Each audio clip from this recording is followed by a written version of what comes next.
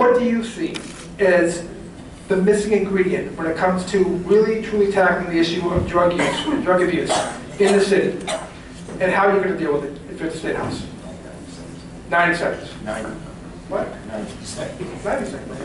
90 seconds. Or 90 seconds if you're really good. Well, not fast. Usually how fast I answer the questions, 9 seconds. But, I mean, no, the biggest issue, I think, it goes back to economic development. It always goes back to that. That's the bottom line. If people don't have a positive outlook on life, if they don't have a job, if they don't have a solid family base or whatever, they're going to revert to some of the negative things that are around them in the community. And you know, there's no easy answer to that. And I love it when people ask those questions, like, oh, well, add 5 more cops. That'll take care of it. No, it doesn't take care of it. It's a bigger issue. It's a bigger issue of, it always goes back to economic development. So again, we bring in more industry, we bring in more jobs, more people are working. That means that less people have you know, issues financially, emotionally, you know, soup to nuts. And then they're not going and throwing a needle in their arm that's loaded with now fentanyl. So the bottom line is there's no easy, quick answer to that. And you know, it's crazy to even try and figure out a quick answer to that. Add 5 more cops, that's not going to work. It's a matter of building a better economy, a better community, and a better social service structure. Moses Dixon, in our election issue today, Worcester Magazine, which I encourage everyone to read, I, Paul the Bird, not we, I made a mistake. And in cutting and pasting, I mentioned that you were a Leicester selectman. Have you, at any time in your life, been a selectman in Leicester? No. Okay. I want the voters to remember that. And Walter, if I can, he would have had to have been 9 years old to have served 18 years in the town. That would have been very impressive. So I apologize for that personally, and mistakes happen, but I hate it when they do. So I'm going to ask you the question. At the street level, the number one concern that I hear, that others hear in the media, when we go out and talk to these people face to face, lack of services. Mike's framed it as an economic development issue. Talk about it if you would. And there is no easy answer, we get that.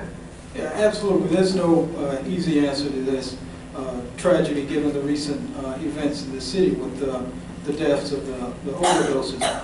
But one thing that we can do at the state level is to ensure that we have services to these agencies that give services to these folks who need it.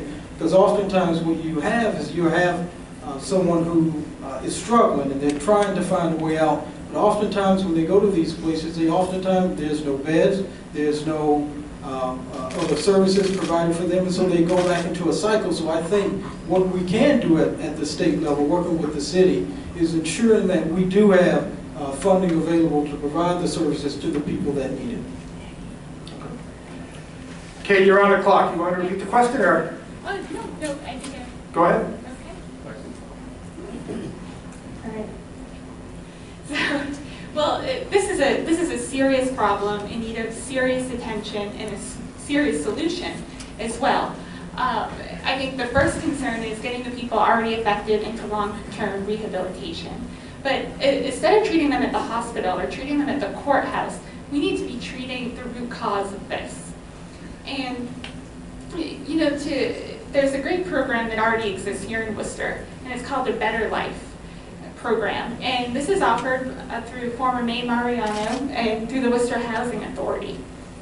And what this does is he's actually offered to take people that are affected with drugs or have committed crimes and having credit problems and giving them first in line priority for housing. And in turn, they get off the streets. They get housing, they get the support they need for their addictions, they also get jobs, and then over time, they get to move on, get their own responsibility, and get into their own housing. Now, this is a solution to the real problem. And now, what really concerns me is that this program got legislative approval at the State House, yet it didn't get funding.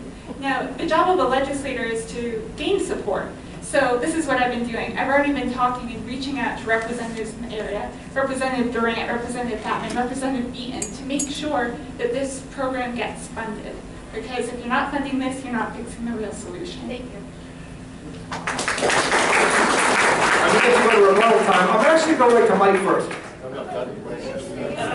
I thought so. Well, we go with Doug then. Go ahead. 90 seconds. Whatever you would like. When the children are done fighting over there. I apologize, Doug. Go right ahead. I apologize. We didn't ask you a question yet. Not a problem. I got the question. If I can do the answer without repeating it. In general, listen, first of all, it takes $48,000 a year to incarcerate someone. It takes $10,000 a year to educate them. The whole issue starts at the beginning. Yes, we have to deal with the problems we have now, but to really stop the flow, to stop this cycle, we need to do things early. And that is early intervention, educational programs, funding for education, have the courage of your convictions if you pass legislation by standing up and saying how you're going to fund it. And at the same time, especially with the intern program that I talked about, if folks were coming out of a correctional facility of any sort for a drug issue in particular for this question, but they had the promise of learning a trade, of learning a job, part of that promise, part of that training also would then encompass you've got to stay clean, you're going to be tested, and so on. Especially for young folks. I've been a pretty strict dad. You can ask both of my kids. There's nothing like an incentive. It's absolute. Here's the reward, and here's the punishment, and no squishy area. Thank you for the answer. I'm sorry that I tried to rush this. Well, we're at rebuttal time now. Now, Mike, now it's time for rebuttal. Not surprised at all, Walter. Go ahead. You want to take it? 30 seconds each of you. If you Oh, I thought you had a question. It's rebuttal time. Same question. Oh, no, the only thing I was going to add is, if you talk about overdose and whatever, I mean, this current situation I think you're referring to with the heroin situation going on in Worcester is more, well, it's all criminal, but it's more criminal that it seems like that there is somebody out there that is actually putting, I've never used a drug. I've had a beer, but I've never used a drug. But putting fentanyl or something into heroin. And so obviously, that in my mind, that's murder. And that becomes a law enforcement issue that I think just needs to be addressed. That's all. It's an overdose, yeah, I know people do that, but this is more of a criminal issue. Do either of the two motions, would you like to put in a rebuttal? Yeah, you know, I've heard a lot of talk about education and housing, but the reality is that really has nothing to do with how do we prevent these overdoses from happening. I mean, you can have someone who's educated and have housing, but we really need to figure out how do we work with the state and the city to ensure that people are getting the preventive services that they need to educate them on such risks. So I don't know where education and housing come from in this question, so I just wanted to respond to that. Kate? Kate, is housing not an issue then? Health is absolutely an issue, but I think we need to get these people off the street and, you know, living better, more productive lives.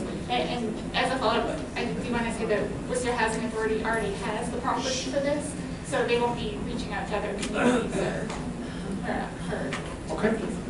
All right, we're on to question number 3. No, you're not, Walter. Let me help you out. My rebuttal. I'm going to keep the time for you. So go ahead. I really am a multitasker, as you folks can see. Simply put, I just want to reiterate, this, like many issues coming from the State House to our local communities, has to do with having the courage of your convictions and not just passing rules, laws, or making programs available, but saying, if this program, if there is a program, whether it is related to housing, or whether it is related to drug prevention, or whether it's related to training, you have to then say, I'm going to stand up and take the hit, but here's how we're going to pay for it. And that may be taking money from a program, and it may be raising the funds to do it. Thanks, Doug. You're up. Just to review, for each question, the candidates have 1.5 minutes, 90 seconds, and then they have 30 seconds more as a follow-up, which makes it, what, 2 minutes each, and times 4, that's 8 minutes per question. So we certainly felt 8 minutes per question was plenty. Okay, question number 3, I'll be asking starting with Moses Dixon. The public perception is that many state representatives, especially newly elected ones, compromise their beliefs and sacrifice their independence to win the favor of the leadership on Beacon Hill. If elected, how will you break that mold and exhibit the independence expected by your District 17 constituents? Absolutely, that's a great question. You know, I spent the last 2 years working at the State House with Representative Keefe and learning the process and learning how things work at the State House. You get a better sense of what it is that you have to do going in there. So if elected, this won't be something that's foreign or new to me. I've been there, I've learned the process, and having said that, I will not compromise the trust and the interest of this district to go along with leadership. I'm going to vote how the district wants me to vote with their concerns and their issues. And so my simple answer to that, having been at the State House and learning the process, I will be able to advocate effectively because I know what's going on.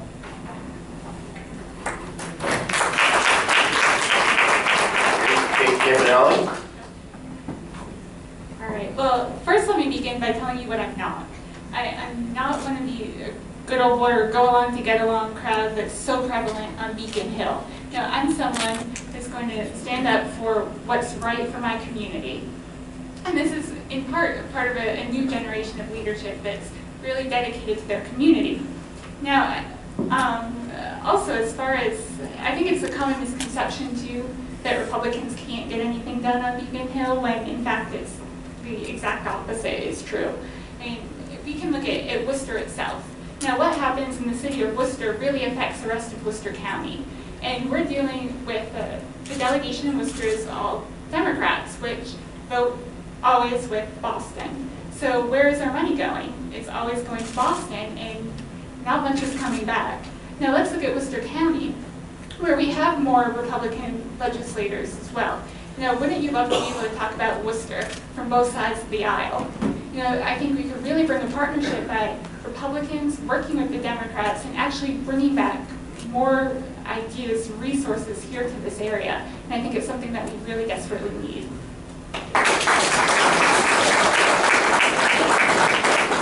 Okay, Doug Belangar. Thank you, Gary. First of all, I would not completely agree with the premise that if you are getting along with the speaker, that's a bad thing. The person who has been my mentor and I miss dearly in all of this was the best person I know at bringing home the bacon, and that was John Belangar. And that's part of it. You have to work with the leadership regardless of the party, but certainly most recently the Democratic Party. But you have to work with the leadership in order to get bills heard. And to get bills heard, you can't get bills voted if they don't get heard. And if they're stuck in somebody's drawer because you are really breaking eggs, we're not going to get anything back for this district. But conversely, for 30 years I have lobbied, I have worked for, testified, written legislation, and helped pass it. So I know the process, but I know it's a little bit of both. You don't have to sell out to get something done. You have to be principled, you have to have conviction. But quite frankly, the reason that I make a difference here is I'll turn 64 this month, and I will tell you, I've had a great career. I'm married, the kids are grown. I'm not looking for a job, I'm looking to do the job.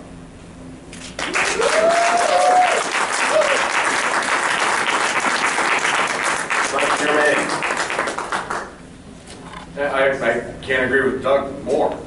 You know, I mean, the fact of the matter is you have to work with the leadership down there. It's just the fact of life. You know, everybody wants to talk about the fact that, oh, we're going to go down, we're going to buck the system, and we're going to, you know, we're going to fight City Hall, or in this case, the State House, or what have you. Well, the fact of the matter is you can't. If you do, then guess what? You get nothing. You get nothing.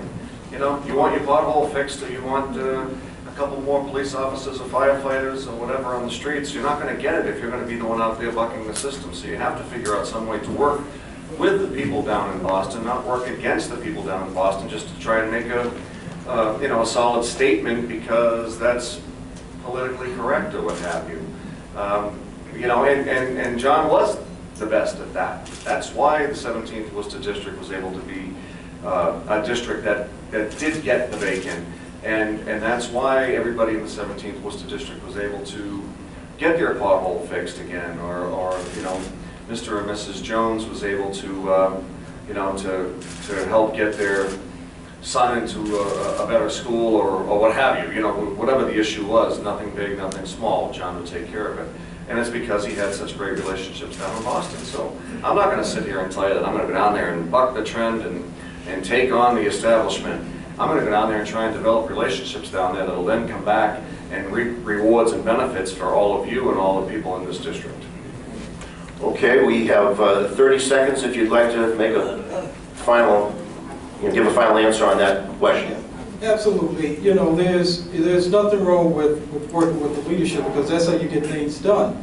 And so, but by the same token, you have to take the interest and the consideration of the constituents into consideration when you're making a decision that's particularly pertaining to the district. But as a whole, for doing some things that we need to improve on here in the Commonwealth, you got to work with leadership to get things done. So I'm certainly not opposed to that, because if you go in with the attitude that I'm not going to work with this person or that person, you won't get much done. Right. Thank you. Kate? Well, all I have to say is let's look at the problems and corruption that we have right now at the State House and across the state, and let's look at who's in power. It's the experienced Democrats. And I've worked on Beacon Hill. I know how it works. The speaker votes and the light goes on, and all the other Democrats go in there and vote the same way, push the same button. And being a Republican, I don't have to sell my soul to the speaker. I may have to work a little harder, but it actually gives me the ability to be more independent and actually serve the district better. Thank you. Doug Belangar. Thank you. First of all, if that light goes on and it's money for the 17th Worcester District, I'll be voting yes. That's the point. If you bring things to the floor, in order to bring things to the floor, you need them to get through committee. To get through committee, they need the powers to be to do that, and that's where the cooperation comes in. I've served as a moderator, as a mediator, and a negotiator. And my point is, that's what we need to do. We need to not give up our principles. I'm too old for that. What we do is fight for our principles, but make the argument to bring the other side and appeal to their better angels so they agree.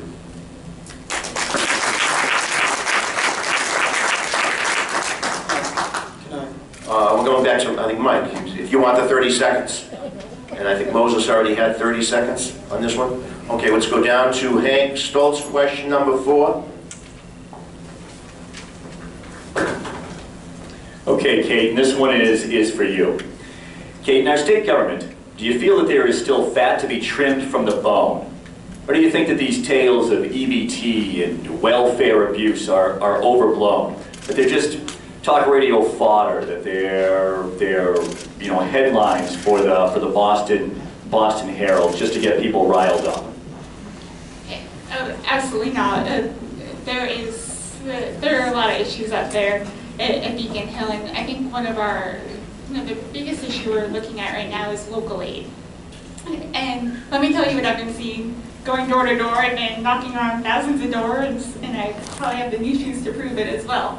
But what I'm seeing is people are worried about their wallets. They're sitting around at their kitchen table and they're budgeting everything, paycheck to paycheck, their mortgage, their food, their rent, their bills. And I'm looking at our cities and towns, and they're working and pinching in the same exact manner.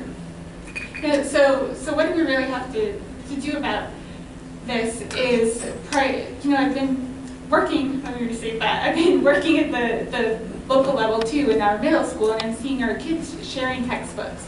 I'm seeing the conditions of the school and the lack of technology. So what we really have to do is prioritize our spending up there.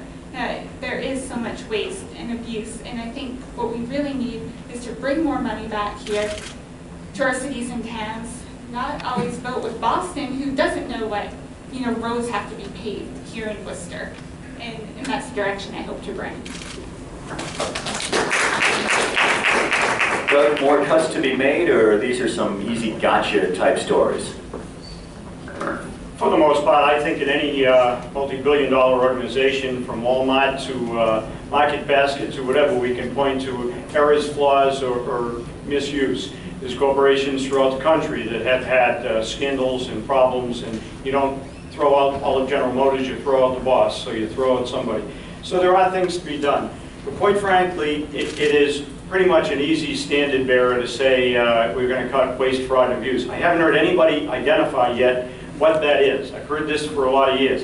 For 30 years, I balanced budgets. I was 10 years our finance chairman. And local aid plays every part. I can tell you the lines on the cherry sheets. And once that local aid starts cutting, everybody cut back a little bit. So yes, there's always going to be, I think, waste, fraud, and abuse. It's our job to first identify it. And part of that is to be able to say at every piece of legislation before it is passed, ask one question. And I have every intention of doing this, regardless of who sponsored the bill. How are we paying for this? Because by doing that, you force the hand two ways. I'm a negotiator for a living. You need leverage. The leverage is this. Either you have to raise taxes or identify some waste in some pockets here and there to pay for that bill you're supporting. So the question always has to be, how are you paying for this?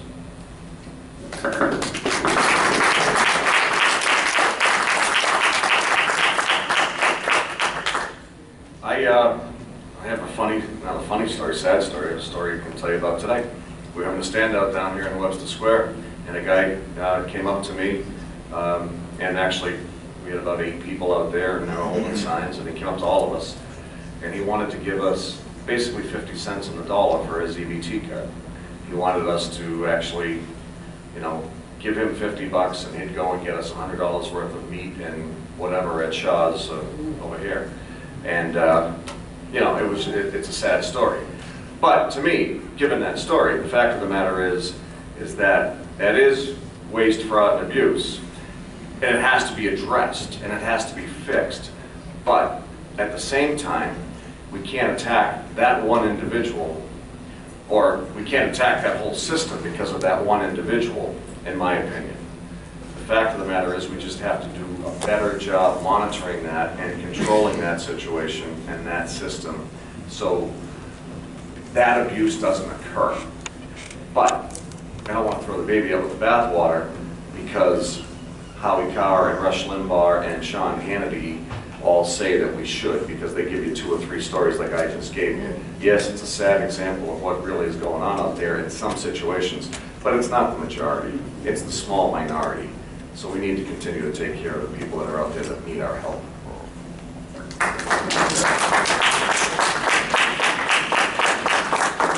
So Moses, the question was that our state government, and I mean, is there still a lot of fat to be trimmed? Has there been a lot of reform? And you know the stories that I'm referring to. You know, union guys, their state pensions are outrageous. They're gaming the system.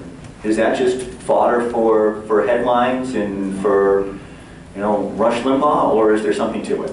Well, and certainly, you know, in state government, there's always room to find inadequacies where you can cut some things and really improve on some things. In regards to the EBT issue that you referred to, the legislature actually took a step to improving that last session by requiring IDs to be on the EBT card. And I have to agree with Mike Germain that it's a small minority of people who abuse the system compared to the larger group of people who depend on these services. But in any case, any fraud and abuse is unacceptable. So I think there's certainly room for improvements in some of our state agencies in terms of how do we fund it and make sure that the money is going to the right places, and to make sure folks are actually using the money in appropriate places. So that's my response. Rebuttal? Doug? It's back to enforcement in particular. I was a small retailer, my own supermarkets and a couple of convenience stores, and much like a beer and wine license or a package store license, if you know there's strict enforcement and you will lose that privilege if you get caught serving a minor or anything like that, the enforcement. Again, it's back to being a strict dad. If you know the consequences at the end of that, then you're more likely. So I would take the EBT card and make that part of the ABCC enforcement. They have an enforcement arm now. Go around and bust the guy who's doing the trade at the store. And believe me, if there's no end market, they won't be able to do it. Rebuttal from Mike. My only quick comment is that I think your question was EBT cards or what have you, and that's what I answered, but then you brought up unions, and I just want to make a statement right now that, I mean, the unions are the most important, and I will never shy or never back down from my support of unions, and they are the most important organization, if you will, that this state has for every worker in this state. You need the unions. They're the ones that bring the ship up. They rise with the tide. When you need higher wages, everybody gets it, but the unions fight for it. When you need better working conditions, they fight for it, and everybody gets it. So take care of the unions. Rebuttal, Moses. Yeah, I just want to say that I am too in strong support of labor and union, and that, if elected, I'll be standing with them 100%.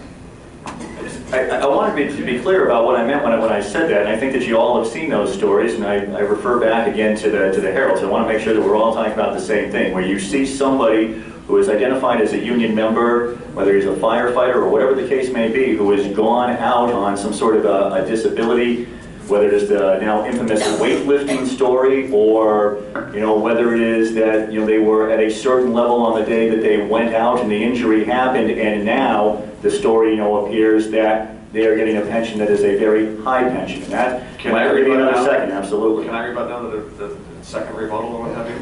My rebuttal is going to be this. Well, yeah, my rebuttal is going to be this. What that story talked about, and what people don't like about unions, because of that story and those types of situations, unions don't like about those people either. They just have to deal with them and work with them legally. But they don't like it either. So don't think for a second that a union president or steward or what have you is out there encouraging or condoning that type of behavior. They don't like it either.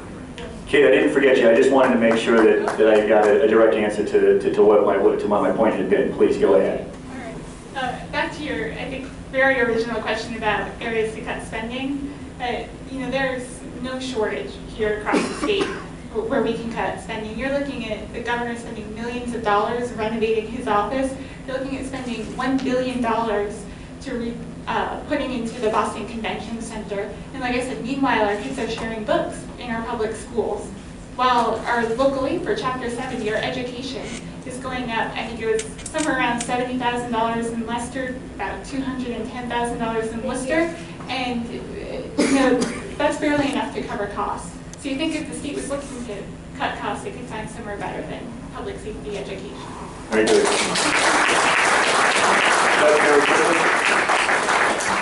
Sure. Just on the part of unions, it's much like I said earlier, whether it's corporate America, whether it's local labor union, I've been part of in negotiations, and I'm a vice president of UFCW, and I will tell you, we are a microcosm of society.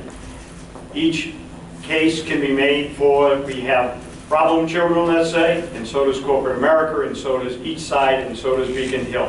It is, again, a microcosm of America. There are pieces of everything. If you're a large organization, that's going to happen. Thank you. That was a very good discussion, actually. That's exactly what we're looking for when we have a debate like this, is to foster that kind of lively discussion. So Doug, we're going to start off the next question with you. We just saw a resolution reached in the market basket dispute. I think most people expected it to happen the way it did. But it got there by way of some intervention by governors from Massachusetts and New Hampshire. So my question starts with you, Doug. What is your thought on the role of government in the affairs of private business disputes? Well, I've done this, so I can't, first of all, I wouldn't criticize it. It comes down to sometimes the aura of the office, the influence of the title, can bring cooler heads to prevail. Sometimes the weight of that office and the other influence that could come to bear by an authority such as governors, but quite frankly, I would do it as a state rep, is you make peace.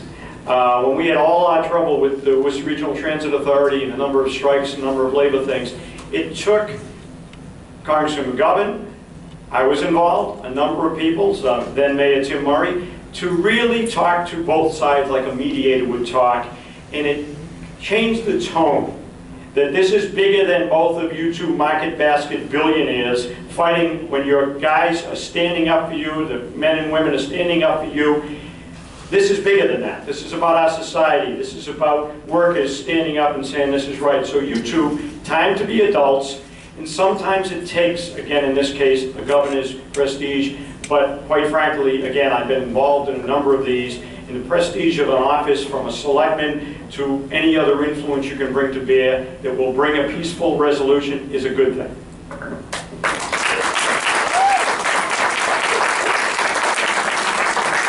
Mike, do you agree with that? Same question? Yeah, I agree with that. I mean, it's absolutely, it was totally appropriate for the governors, both governors, New Hampshire and Massachusetts, to get involved in that situation. It was, you know, there were, get the number, over thousands of jobs at stake. All of us having cheaper butter and bread and whatever to get, you know. I mean, it was just totally appropriate to get involved in that.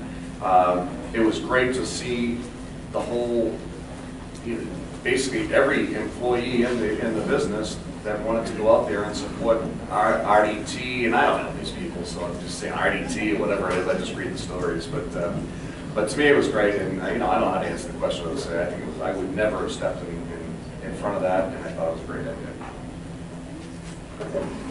Absolutely, I agree with both Doug and Mike. Governor Patrick and Governor Hassan really stepped in to really ensure that these 25,000 jobs were saved. And so I think, given that information, you know, they took a step making sure that folks can keep their jobs and be able to provide for their families and to be able to live a better life. So I certainly agree with the action that the governors took to reach a deal that was a family feud, and that's something that I certainly support. You're on the clock, Kate. Okay. Well, as far as this is a private industry, and I think it's classic overreaching of the government for the governors to get involved. Could there have been a solution if they didn't? I think so as well. And I think this is an example, it's going to be a case study for years to come of what happens when management takes care of its employees, when it recognizes that its employees are its best asset. And you know, there's some kind of mutual respect there between the managers and the employees, and it's really great to see that they're standing up for what they believe in, and I think it worked out the way it intended to. So Doug, are we talking overreach? Obviously you don't, it doesn't sound like you feel that way. Well, no, and the proof is in the pudding. I mean, quite frankly, I've studied this since the beginning. I learned very early on in my career what they were doing, and it was the family problem. And it would take longer than 30 seconds or whatever to explain it, but it was 20 years struggling, 20 years of family squabbling that were affecting the area, the store, 71 locations, 25,000 employees. No, there is a time. Again, government didn't order a solution. Government didn't say, you sell, you buy. What they did is brought the parties together with the grown-ups in the room and said, make a deal, much like an arbitrator or a mediator would do. Thank you, Marshall. You know, I mean, I think we're all, other than Kate maybe, but we're all going to agree and say the same thing. So yeah, I mean, I absolutely think that this was a family dispute that was affecting 20,000+ employees and millions of consumers. So it was totally appropriate what they did. Moses, does it open the floodgates? No, absolutely not, because I think, you know, we can hypothetically think about where if the two governors didn't get involved, what would have happened? Would have been 5,000 jobs, say 10,000. But the fact that these two governors said that 25,000 jobs are important to our economy and our families and our state, I'm very proud that they stood up and saved those jobs for working class families in this the state of New Hampshire.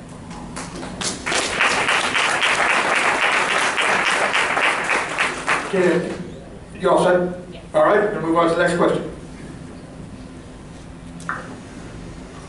Okay, the next question is on a topic that's kind of controversial and sensitive. And we'll start with Mike Germain.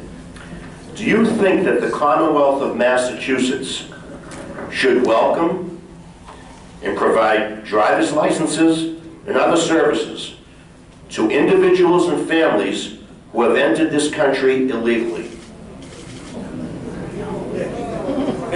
Oh. I get to go first. I can't even copy these guys. Yeah, but you get a 3-second rebuttal, then you can copy them after.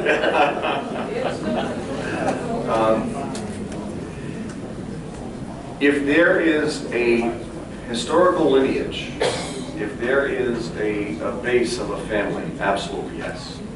Somebody comes in tomorrow? No. But I think that we are in a situation, and we need to have a path to citizenship. I mean, we've heard all the buzzwords and all the buzz terms. A path to citizenship for people that have been here and have established roots here and have a family here and have a job here and have not committed crimes here, et cetera, et cetera, et cetera. Those people should be, at this stage of the game, let's make something clear. Is there 11 million illegal immigrants in this country?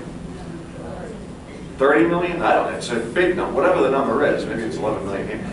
They're not going home tomorrow, and we don't have any government agency that's going to be able to wrap everybody up and send them home. It's just not going to happen. So the fact of the matter is we have to figure out what we're going to do with everybody that's here right now. So it's time to set up some sort of path to citizenship, put those that have been legal, good citizens to the front of the pack, and allow them to have driver's licenses and get in-state tuition, et cetera, things like that. And then deal with the situation going forward from that. Okay, thank you. I just want to remind everyone, too, the question was specifically about the Commonwealth of Massachusetts. You interpret it any way you want, answer it any way you want, but I did ask about if you thought the Commonwealth of Massachusetts should, and you know the rest of the question. Thank you. Moses? This is definitely a touchy subject and a hot topic, but I see this as a public safety issue. I mean, these are folks who have jobs, who are working in the Commonwealth, who in some sense they pay taxes. So I think we should look at a way that we can provide licenses for these folks so that, you know, like I said, it's a public safety issue. If I'm out and I get into a car accident and there's no driver's license or car insurance, who's going to foot the bill for it?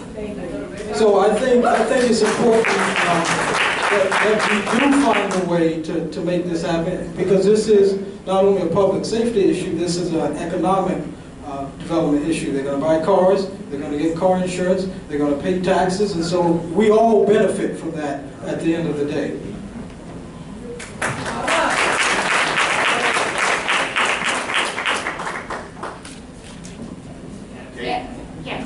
No, I would not support driver's license for illegal immigrants, and there's that word, illegal immigrants. This is just providing more incentive, and also it's just turning into a slippery slope too. You provide this one benefit, well, what's next? You know, I really think we should just be more concerned with our people here at home and those that are more in need.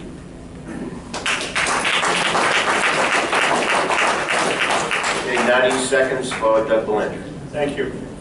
First, the generic argument of improving public safety versus, it can't be any more dismissed than versus the concerns with licensing or further permitting or enabling someone who has already shown a propensity to violate the law. So there's a balance there. And it really comes down to the devil in the details of the legislation. This starts at a national level. And quite frankly, the Republican-controlled Congress in Washington has decided to keep talking about it and not do anything about it until maybe the next election. So it really comes down to, it does start there, and that's why, regardless of what you talk about in Massachusetts, in this particular issue, if the people in Washington had done their job on both sides of the aisle, we wouldn't be having the same conversation. But we are a compassionate people, and especially in Massachusetts, we have to weigh the specifics of a proposal, debate those proposals, and find out, does the public safety, that is the argument, one side of the argument, versus the further enabling, where is that balance? Where do we control? And then again, back to, I guess I'm just a permanent father here, but back to, you have stricter rules and firm enforcement without hesitation. So it's a balance. It's really something you'd have to look at the details. Okay. Anyone want 30 seconds more for clarification at least? Okay, Moses? Yeah, I just want to say if public safety is a benefit, I'm for it all the way. You know, this is, I know the federal government a few years ago took a first step, and I think the legislation was the real ID identification. I think that that sort of kind of works hand in hand with this. But I want to go back to the fact that this is not granting amnesty to anyone that has not gone through the process. This is a way to say that our streets need to be safe. If someone gets into a car accident and they don't have the insurance or the license, we want to make sure that we can be able to do that.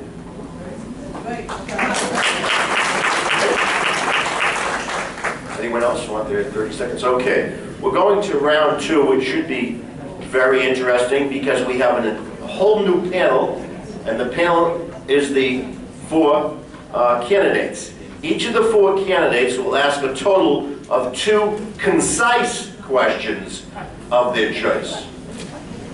The questioner may direct both of his or her questions to the same one candidate, or the questioner may direct one question to one candidate and the second question to another candidate of their choice. After each question is answered, and we'll stick with our 90 seconds, by the candidate to whom it is directed, the remaining 2 candidates to whom the question was not directed, and finally the questioner will be allotted 30 seconds for final statements. So I know it sounds confusing, but once we get started, it'll make some sense.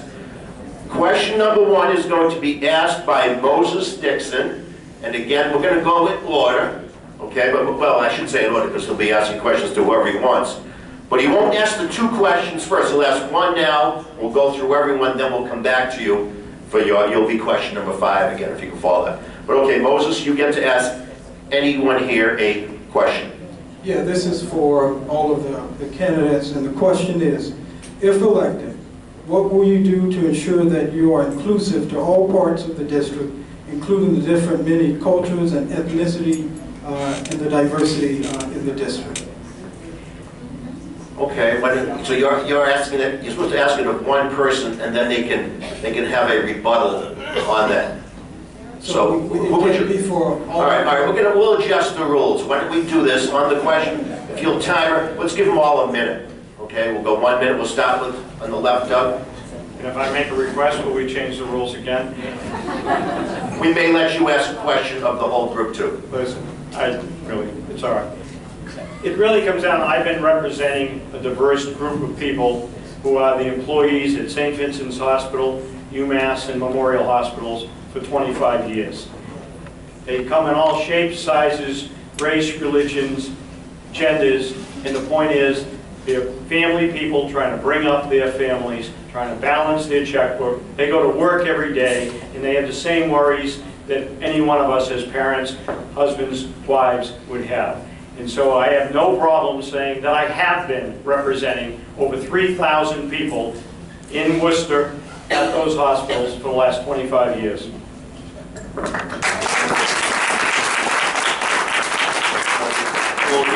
We'll give Mike Germain also 1 minute. I have no problem saying that as a city councilor for 3 terms that I have represented 100 and almost 200,000 people of various races, sexes, the soup to nuts, and I've done it without any hesitation whatsoever. I mean, all the way to where I got beat up the most was with the Phoenix resolution, or the Arizona resolution that was put before the council a few years back, and I have no problem saying that I'm representative of the entire community. Okay, we'll go down to Kate Campanale. 1 minute. Well, as far as being inclusive to all neighborhoods. I couldn't think of a better way to do this than going door to door, which I've been doing for the past few months. But what I really think it does is to be forming a partnership with the community, and that's just being involved. You know, going to organizations and neighborhood meetings and having conversations. What's on people's minds? Couldn't think of a better way to do it. Okay, we'll give Moses 1 minute to answer his own question. Absolutely. I mean, I would just continue to do what I've been doing, you know, going to the local Spanish restaurant or going to the local different events with different cultures and ethnicities in the city, and just really being inclusive and ensuring that, you know, when there's a decision that needs to be made, making sure that all of the diverse groups are at the table to help make a decision. So it's something that I've done and something that I will continue to do. Okay, our second question will be her first. The second question overall in this round will be by Kate Campanale. You can direct that to any one person you want. We'll give the other two a chance too. All right. Well, my first question actually goes to Mr. Germain. To Mike Germain. Yes, Okay. Mike Germain. And my Please talk into the microphone. Okay, no, Mike, I know you've been a city councilor here in Worcester for many years as well, and I know both Worcester and Worcester are dealing with issues as far as like sex offender residency and where they can live. And I know that while you were on the city council, you were successful keeping out a PIP shelter here in the Worcester Square community, and I was just wondering if you could walk us through that process. Well, and that's, beat me to my question. But You have a minute and a half. We're going back to the original minute and a half. minute and a half, okay. That was an interesting development. We got a phone call, I mean, real quick, to go through the whole process, I got a phone call from the city manager saying that they were going to move the PIP shelter up into Anna Maria Rest Home down here. I said, that's not going to be a very good idea. And I called John Benender and told John that this is what's going to happen, and he told me, no, it's not going to happen, and you and I are going to make sure it doesn't happen. So that became just a situation of trying to create a coalition amongst the city councilors and convincing the city administration that that's just not going to happen. We did, we got the numbers, we got the votes. The votes couldn't help us because we couldn't take a vote, but we got the people to say it. And then we went to Smock, who was moving the PIP shelter there. And then we created a coalition of people in the neighborhood. We had 2 meetings, one at, was it at Anna Maria? I think it was at Anna Maria, actually. And then the second one at South High with, I can't even begin to tell you how many people were at that meeting. But it was a great organizational effort that we all made and put together to make sure that the PIP shelter did not come into this community. And